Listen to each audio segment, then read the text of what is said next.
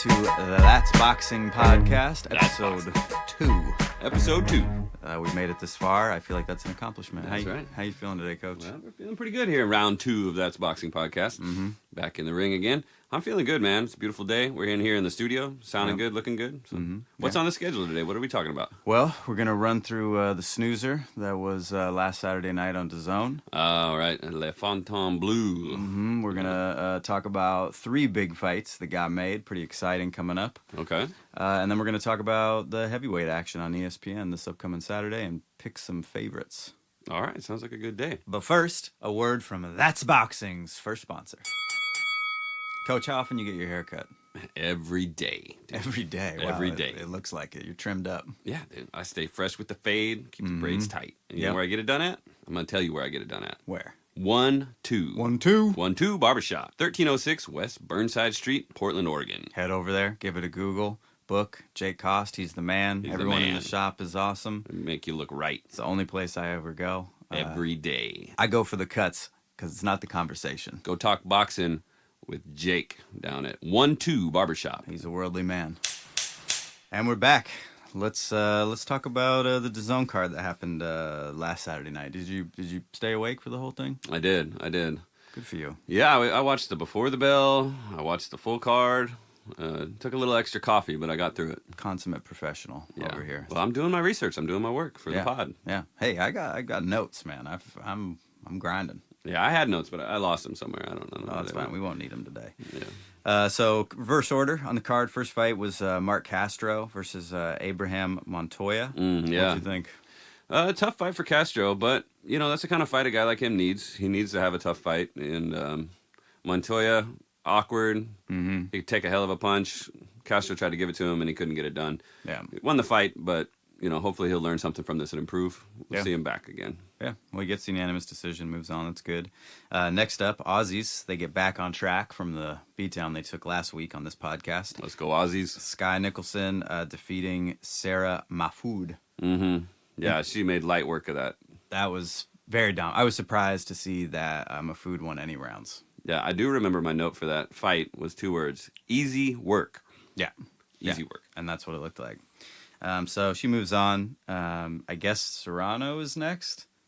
I mean, now they're talking Serrano Taylor at the at the Globe. What do they call it in Vegas? The new building. Yeah, the Globe, right? Or the Dome? No, a globe the is sphere. A dome. The sphere. The sphere. Yeah, we got to get our shapes right. Yeah. Yeah, they're talking Serrano Taylor 2 in the sphere. Okay. So I don't think really Nicholson's going to picture get the call for a while. She's not bringing any money. Right. And Serrano, she's looking for the cash. You know. Yeah, it'd be a good fight though. I'd like to see it. Think she could shut her down? I don't think so. I think Serrano finds her eventually, but she's got a very educated jab. She's crafty. She stays on the back foot. I think she could give her problems. Yeah, she did great. She did great on Saturday night. Next up, Yafai versus Gauto. These guys look like they were in 2 different weight classes entirely, but Yafai gets the stoppage late. Yeah, that was a tough one to watch. You know, it was the Gato was throwing everything he had, landing some big punches, but they were having no lasting effect on Yafai. Yafai was throwing and knocking Gauto around with whatever he threw. Yeah. Eventually, the referee stepped in and stopped it at the right time when Gauto was just on the run and just getting battered around the ring. So tough fight to watch because of that clear weight differential in the ring. Yeah, it just looked like strength and size, you know, dominated over necessarily a performance of skill. Yeah, right? 100%. And then they talk about him moving on to fight someone like Sonny Edwards, where the skill is going to be, you know, even much higher to overcome, and I just don't see it for him. Yeah, and I don't like seeing guys get hit clean like that. You know, this guy's supposed to be the A side. He's supposed to be this Olympic pedigree, and he's just getting smacked left and right with shots because the hand's down around his waist. People trying to talk about, you know, Prince Nassim or something. And I'm like, get out of here, man. He hardly moves his head at all, you know? Exactly, yeah. He looks really stiff and square coming in, and he's there to get hit, which is going to be a problem. Yeah, well, I don't expect him to win against Edwards or Martinez at that weight class. Yeah. But, hey, wouldn't be surprised if he moves up with the way his body's looking in the ring. True, yeah. And then face bigger punchers and be in more trouble. Co-main up next, Diego Pacheco versus Sean McCalman. Diego Pacheco gets the unanimous decision against probably the man with the longest arms on the planet. Yeah, that was the longest armed man in existence. Yeah. Yes. It was like that Monty Python sketch with the fishes.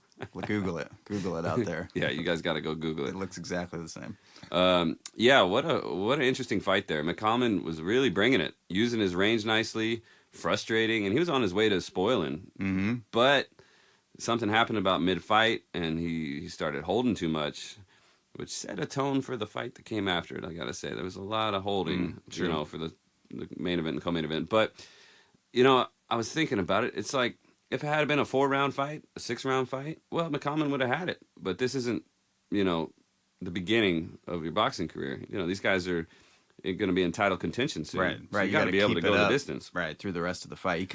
I wonder if it's a loss of focus, or maybe he was tiring himself out, running around with so much movement and evasiveness, and just couldn't keep it up and had to change the game plan. Hey, here's something to think about. Maybe it's really tiring to hold those long-ass arms up in the air. Yeah, yeah. It's like I'm working out at the gym. I got this dude, tall as hell, super long legs. He can hardly do leg lifts when we're doing our ab work. Mm-hmm. And he's like, oh, it's because my legs are so long. That's why it's harder for me is to do these leg lifts. That's true.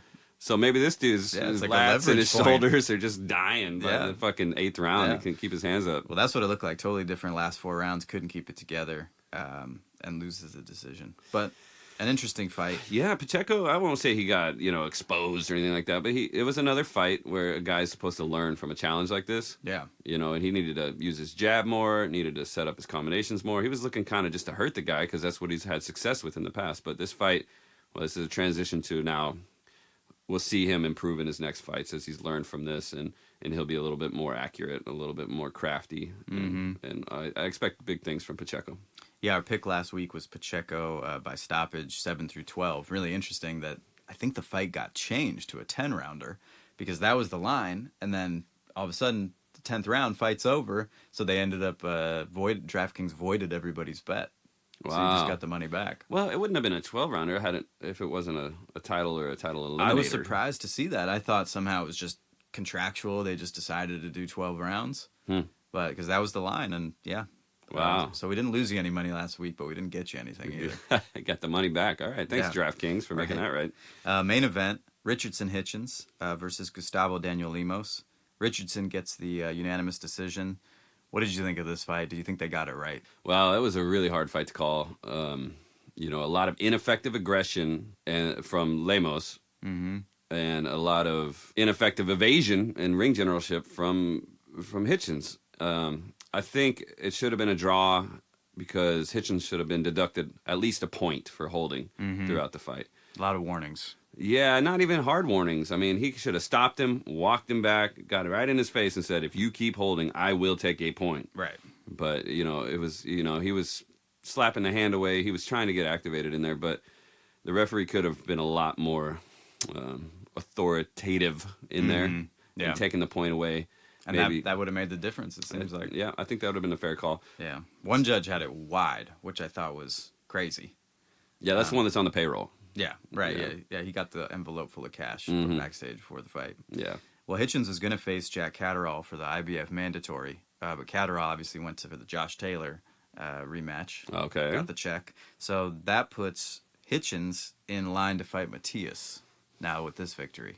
How do you see that playing out for him? Well, he's going to have to really practice his ring craft and be a much more effective ring general. Using that jab, which it looks like he's got a great jab, but he would kind of jab and grab or jab and dance away. But he's got to start following up that jab. Right. And if he's going to use those holding tactics, which there's nothing wrong with holding, as long as you're attacking, smothering, holding, turning, and firing off another combination. Right. But he was just using that holding as a stopping point. Right. It was almost an act of desperation. And clearly, in what round was that where he got wobbled? I forget what round it was, but he was using it as a tactic of survival. Yeah. And you can't be using those tactics against a stronger, more violent puncher, a more accurate aggressor, because he's just going to shuck you off and just fire away. Some guys don't allow themselves to be held, to be tied up like that. They're going to get rough, they're going to headbutt, they're going to elbow you, they're going to hurt you. You're going to get more hurt on the inside like that, trying to smother. Absolutely. Yeah. And then the referee's going to be saving your ass. Yeah. So I don't see it going well for him. I think he needs to put in some more work and get a couple more tough fights and before he takes on the top 3, 4, 5 guys in the division. Yeah, Matias is going to be hard for anybody to deal with. Absolutely. Yeah. He's the boogeyman. Well, next up we're going to talk about 3 big fights that got made, but first, an advertisement. This podcast is sponsored by the man, the myth, the dictator, Kim Jong-grillin. Kim Jong-grillin, Korean barbecue restaurant. The best food in the world. In the entire world. Period. Ever existed. You can find it downtown Portland, Oregon at 770 West Burnside Street. If you don't eat Kim Jong-grillin at least 5 times a week, I don't know what decisions you're making with your life. Listen, if you want to move up a couple weight classes, you go down to see Han at Kim Jong-grillin and you order a couple bulgogi boxes and get 2 boxes. Get yourself ripped. Go home, eat, sleep, wake up. You're going to be up a weight class. That's right. Kim Jong-grillin. It's healthy. Very healthy. It's good. Head on down to Kim Jong-grillin. Kim Jong-grillin. And we're back, looking up at the calendar coming up. A lot of good fights. I kind of can't believe it. Scrolling through my app, looking at every weekend, I'm like, I am going to have no social life. I'm going to do nothing. Boxing again. is going off right now. Yeah, I'm going to looking become really an good. alcoholic. I'm addicted to caviar and Hey, Postmates. You don't have to drink while you're watching boxing. Okay, listen. Monday through Friday, I live like an amateur boxer. Saturday through Sunday, I live like a professional boxing fan. Like a professional boxer named David Benavidez. Yeah. Yeah. Hey, man, he was having a good time. Yeah, No, I'm I just hate him fucking or what. around. I'm just fucking around. I met David a long time ago. He's a really nice guy, and he deserves to have a good time. Yeah. And it sucks to be a celebrity. The camera gets stuck in your face. And you're just faded at the fight, trying to have a man. good time. Like, hey, everybody. Yeah, bro. He's like, he was on some, but hey, he's having a good time. He wasn't fighting, so hopefully, as his fight camp starts accelerating for this Vozdik fight, he will stop the drinking. Right. I mean, he's got 3 months, so I don't know. He's probably not in camp quite yet. Maybe this is his lull, and he's having pulling a good out some time. steam. Well, Well, let him have some fun. 3 fights coming up that just got made that I think are really exciting. First, Shakur Stevenson versus Artem Haratunian, July 6th in Newark, New Jersey. The kid comes home. What do you think about this fight? Well, I think Shakur needs to do something. He's got to get himself back up there in the rankings in the eyes of the fans. You know, he's always going to be a pure boxing head's favorite. He's a great boxer. He's really technical, but people like to be entertained. So hopefully what I want to see from him is an entertaining fight.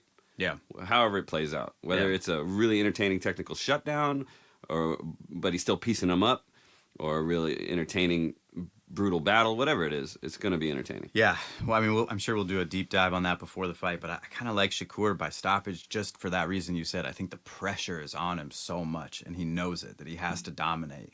You know, he's high in the rankings. He's technically regarded.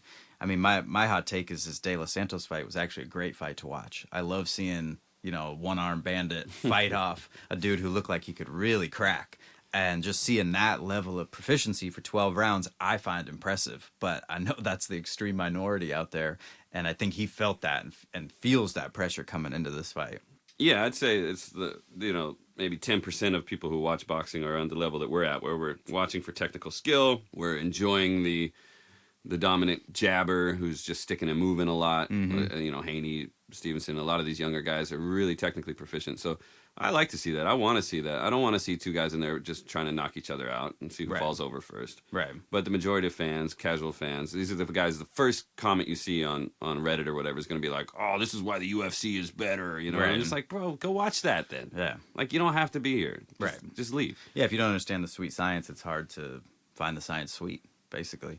But Bro, put that on a hat. right, yeah, that's our new catchphrase. But Shakur, opponents land an average of 5.2 punches around, only 3.9 power punches. He's got the best plus or minus in boxing.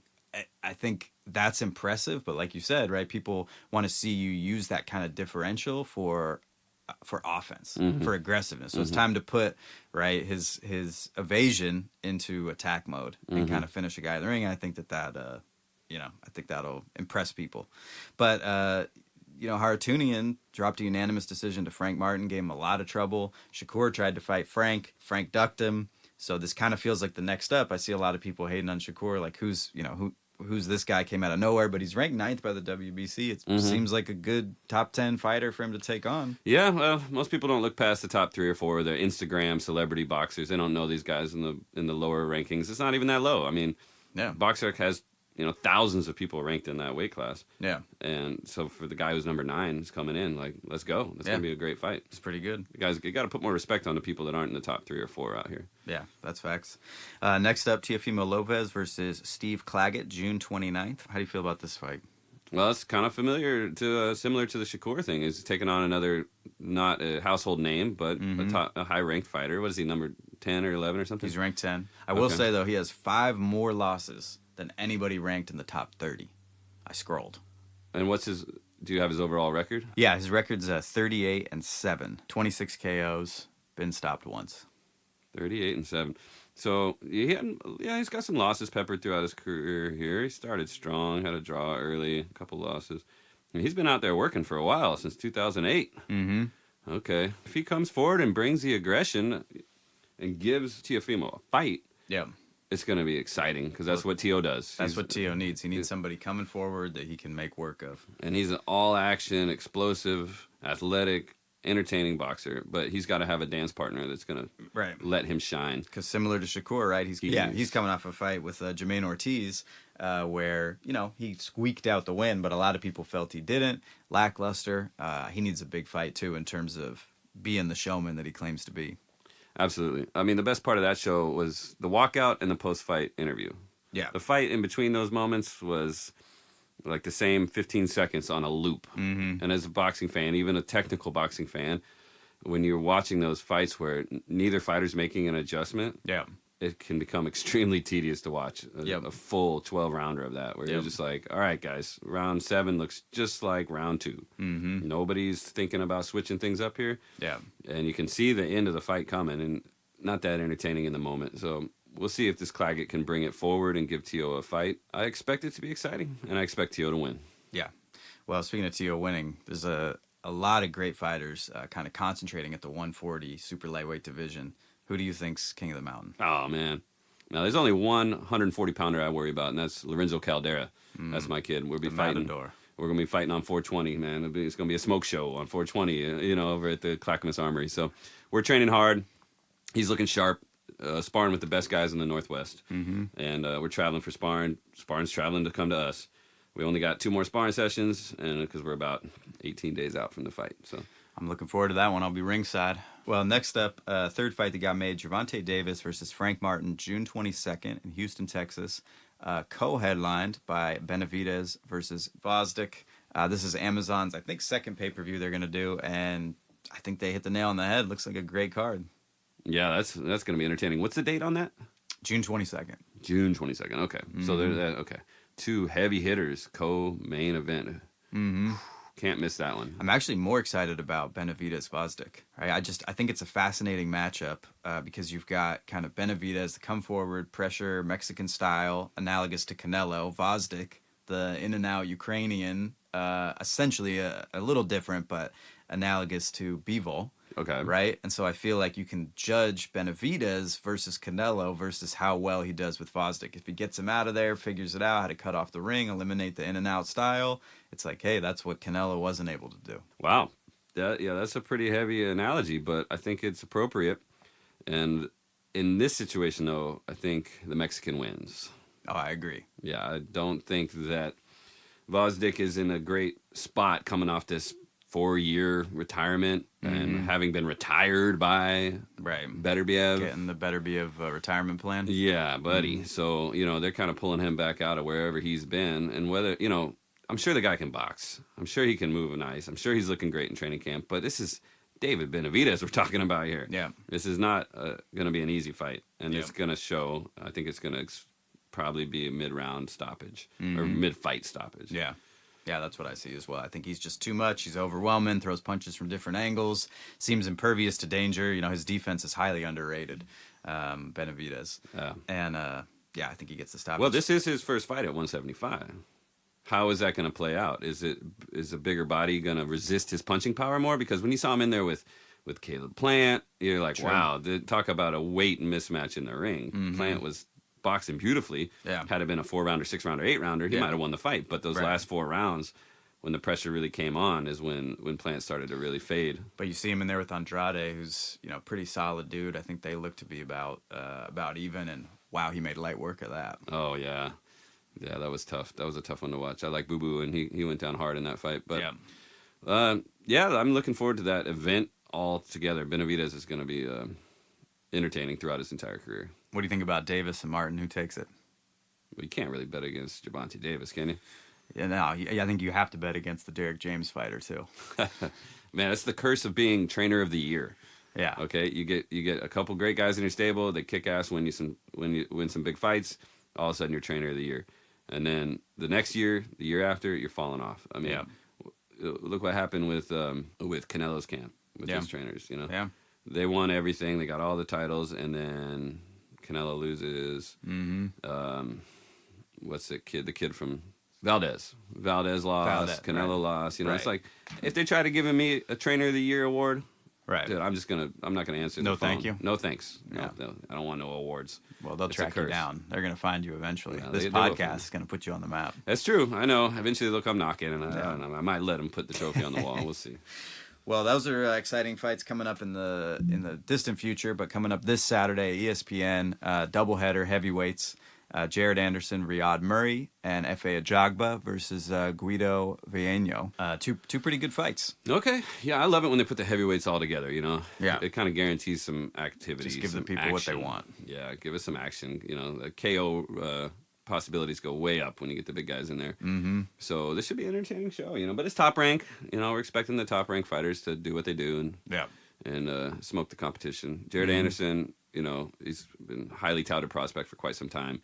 So we'll see how he handles this guy. What's his name? Riyad Murray. Riyad. Okay. Yeah, he's a working man. He's been out there working for a while. He should know how to box a little bit. Yeah, I feel like he'll give him some trouble kind of with his boxing skills for a little bit, and then Jared finds him, you know, mid-late and gets the stoppage.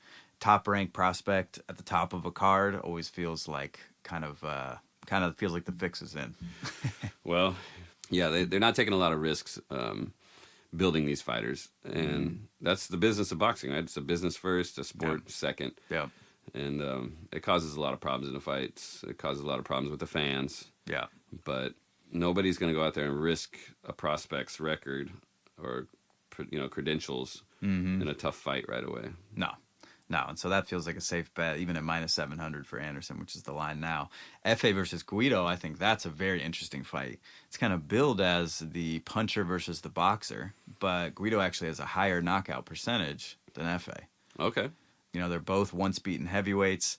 Efe can definitely crack. Struggled against Frank Sanchez, but I feel like he's gotten sharper since then.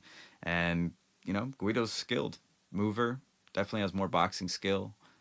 Maybe a higher ring IQ. Yeah, that'd be interesting. You know, when you see a guy like Ajagba have a fight like he did with Sanchez, it's like watching a guy struggle in the ring, like I talked about a minute ago about Pacheco. Those are actually good fights for these guys because they learn in those moments to get better.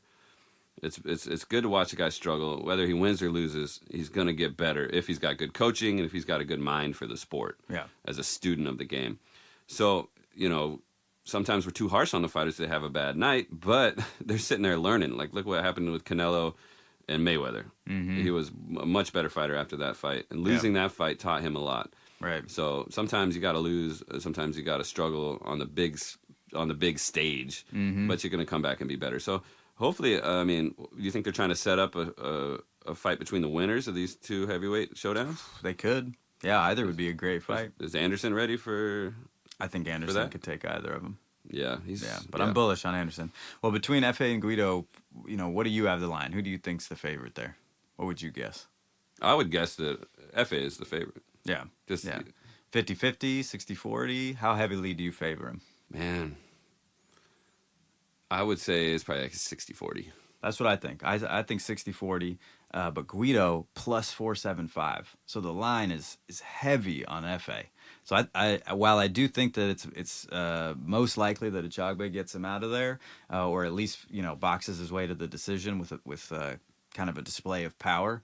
You know, there's a lot of value in taking Guido and seeing if he can pull it off. Well, we'll be looking forward to that one. Yeah. That's on ESPN? That's on ESPN. Oh, I love ESPN. Also, we're sticking around for the undercard. Abdullah Mason, Ronald Ron, speaking of the fixes in, minus 4,000 on Mason. Feels like a lock, I would say. That's tough, man. I commend these fighters who come in these situations like we saw last weekend with the kid who stepped in to fight the young prospect, Kermel Moton. They brought in this kid, Cuba. And that's, if you know shit about boxing, you know that you're getting called in to be a B-side, a hard B-side against like the next big thing. Mm-hmm. So these guys actually take the fights and fight well. Man, some of my most respected fighters, because these young guys are out there getting it done. Mm-hmm. And it's not easy to know. You know, you got to be completely delusional to think you're going to win this fight. Yeah. But you're going to go out there and do your best. Now, that's really commendable, really respectable. So hopefully anybody Ron shows up and puts on a hell of a fight. Yeah, I hope he does. He's 14-5, 11 KOs, been stopped once. Boxric's got him 274. Okay. So he's out there, and, somebody's going to take the fight. You know, Yeah. we often get caught up, like I said, about the Instagram fighters, you know, the celebrity boxers. But there's thousands of good boxers out there in their local scenes, selling tickets, doing what they can do. And they're all going to get a chance to get that call someday. And it's a tough decision to make as a coach or manager, as a fighter, to say, okay, we'll take the gamble. Yeah. You know, you're going to get the best payday of your boxing career, but there's a 99.9% chance you're going to get knocked out on TV. Right. Well, official picks this week, minus 588 on the parlay for Anderson and Abdullah. I would say that's the bet. If you like the safe thing, take the top rank bet. Not a ton of value, but makes the fights a little interesting. And if you feel inclined, fade a little on Guido at plus 475. That's certainly what I did. What bet can I make where Bob Arum calls me and says thanks? You know, I want that top rank T-shirt coming in the mail. I think the one we recommended. Yeah, this podcast is sponsored by Bob Arum. Full disclosure. We are, yes. Bob will be by later for lunch. Yeah, he's a good friend of mine. You know, I did hear that Bob smokes like tons of weed. Really? Like stays high 24/7. That resonates with me. I can see that for him. Yeah. You know, good for him. Keeps you young, I suppose, because he's one of the hardest working old guys in the game. Speaking of the hardest working old guys in the game, you got to get back to the gym. All right. Thanks, everybody. And we'll catch you next week. That's boxing.